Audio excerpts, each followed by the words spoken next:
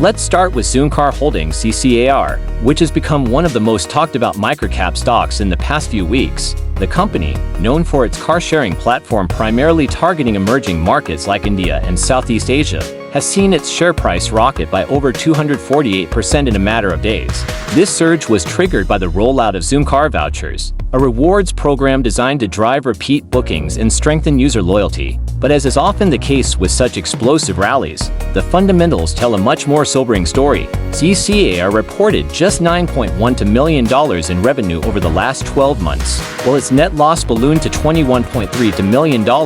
Cash burn remains a significant concern, with negative free cash flow and a balance sheet that's not robust enough to weather prolonged losses without either raising capital or dramatically improving operations. Gross margins have improved to about 33%, but operating margins and net margins are still deeply negative. Revenue growth has actually turned negative year over year, suggesting that the core business is struggling to gain traction even as the company tries to innovate with new products like the voucher system. Analyst sentiment is all over the map. The average 12-month price target sits at $4.31, but the range is staggering from a bullish $8.05 to a bearish 57 cents. Some long-term models, likely based on aggressive assumptions about market share and profitability, project that ZCAR could reach $30 or more by 2030 if it executes flawlessly in the car-sharing market. In Asia explodes. In the short term, ZCAR is a momentum trader's playground. The float is low, volume is high, and any news positive or negative can send the stock swinging wildly.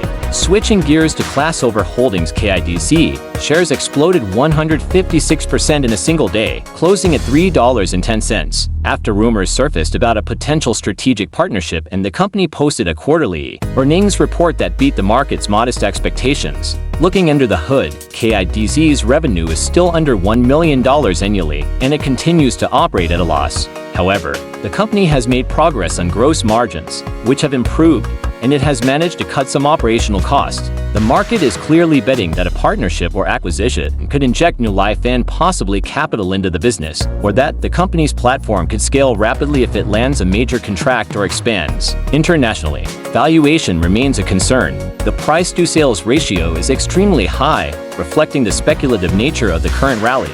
Debt is manageable for now, but any further cash burn will likely require a capital raise, which could dilute existing shareholders.